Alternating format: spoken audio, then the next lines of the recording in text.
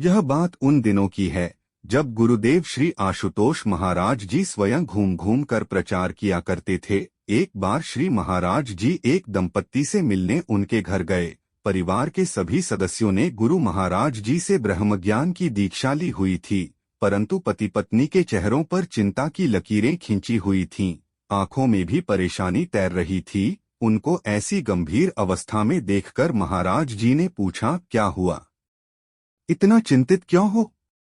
पति हाथ जोड़कर कहने लगा, महाराज जी, बेटी की शादी नहीं हो रही। ज्योतिषी का कहना है कि इसके हाथ में शादी की रेखा ही नहीं है, और अगर हमने जबरदस्ती शादी कर भी दी तो यह अगले ही दिन विधवा हो जाएगी। इसलिए हम बहुत परेशान हैं। यदि इसकी शादी नहीं हुई तो हमारे बाद इसका क्या होगा? महाराज जी मुस्कुराए और फिर बोले, अच्छा, ज्योतिषी ने हाथ देखा है, जरा हमें भी तो दिखाओ बेटी का हाथ। जब उस बच्ची ने अपना हाथ आगे बढ़ाया तो महाराज जी ने कुछ पलों के लिए बड़े ध्यान से उसकी हाथ की रेखाएं देखीं, फिर एकदम से बोले, अरे नहीं नहीं, ऐसी कोई बात नहीं है। तुम निश्चिंत होकर लड़का ढूंढो और इसकी शादी करो। चूंकि गुरु महाराज जी की आज्ञा मिल चुकी थी, इसलिए पति पत्नी ने अपने मन से सारा डर निकाल दिया। शादी के लिए उचित रिश्ते की खोज करने लगे। जब लड़का मिल गया तो उन्होंने उसी ज्योतिषी को शादी का मुहूर्त निकलवाने के लिए घर बुलाया। ज्योतिषी शादी की बात सुनते ही रुष्ट हो गया और बोला, मना किया था ना मैंने आपको।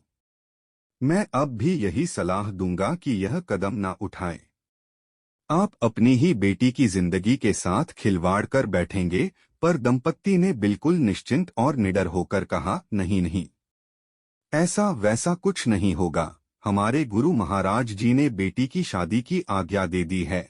अपने निर्णय को चुनौती पाता देख ज्योतिषी तपाक से बोला, तुम्हारे महाराज जी को क्या हाथ देखना आता है? उन्हें ग्रह नक्षत्रों की दिशा का भला क्या ज्ञान? यह तो हमारा क्षेत्र है। देखो, मैं तुम्हें दिखाता हूँ कि मैं क्यों शादी करने के लिए मना कर रहा हूँ। ऐसा कहते हुए उसने उस बच्ची का हाथ पकड़ा। पर यह क्या? छोटा सा मुंह लिए बोला, अरे, यह रेखा अब इसके हाथ में कहाँ से आ गई? कुछ दिन पहले तो ये रेखा इसके हाथ में नहीं थी। जी हाँ, उस बच्ची के हाथों में शादी की लकीर अब बिल्कुल स्पष्ट दिख रही थी। यह देख ज्योतिषी की ज्योतिष विद्या वाली बुद्धि ने हार मान लिया।